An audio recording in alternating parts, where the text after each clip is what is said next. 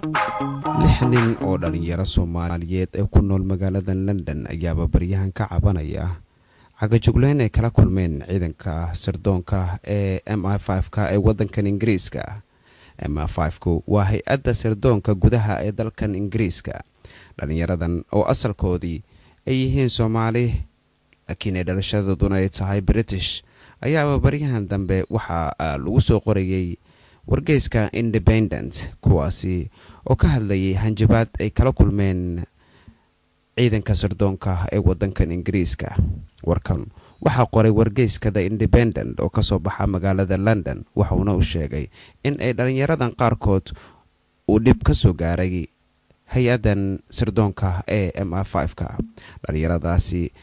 oo haatan ku sugan magaalada London ayaa waxa ay la kulmeen telefishinka Universal. dhalinyaradaasi mid ka mid ah Maxamed Nuur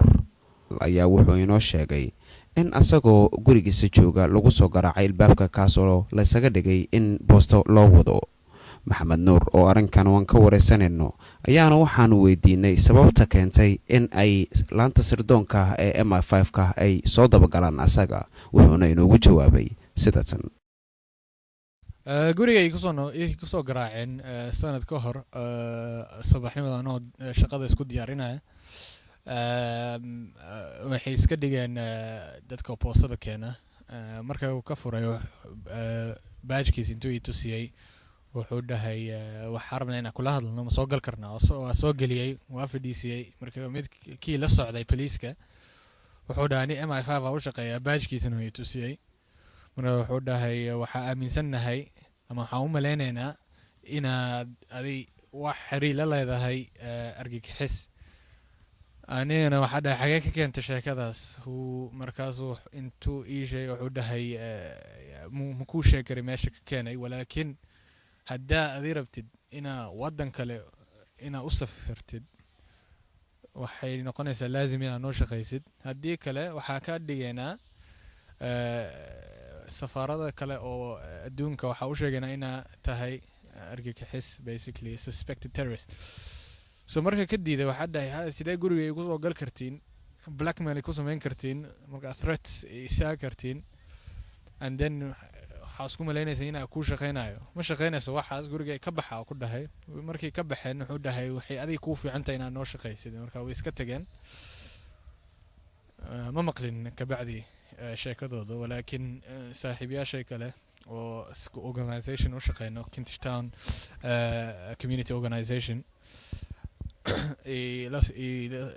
u imaadeen ay ku sameeyeen nafs shay. midda kale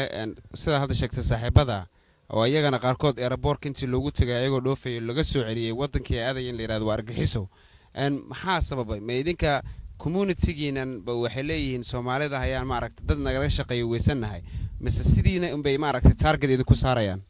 ma aqaan runtii waxayna ka rabaan walaakiin waxa ka garan kartaa sidii u sameynayaan waxay rabaan inay sameeyaan fair tactics basically isticmaalayaan inaa u shaqeyno ama inay war helaan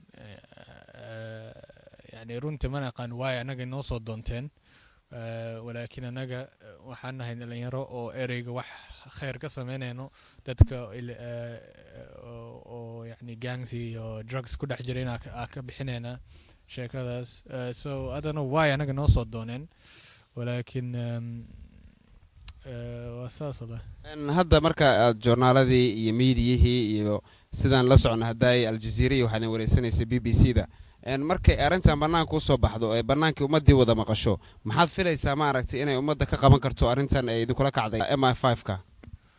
waxaa ka rajaynaynaa inay dad kale oo hadlin oo lagu sameeyay nafsu shay inay soo kacaan inay hadlaan inay sheegaan wax lagu sameeyay haddadka iyo blackmailka iyo waxaas camal inay u sheegaan inay ka cabsanin dadkan علشان وحي كل شقيان وحاوي في tactics هدا كعب ستد ويكو هستان هدا كعب سنينو هدا واحد بنا قارنين وصوب حصة وشق يعني حالة شكذا وشق دتك سو إني أوجادان ظلمي يكون سمينا يعني. نبيل حسن نور تلفزيون كيونيفرسال عاصمة وطن كإنجليز كه مقالة لندن.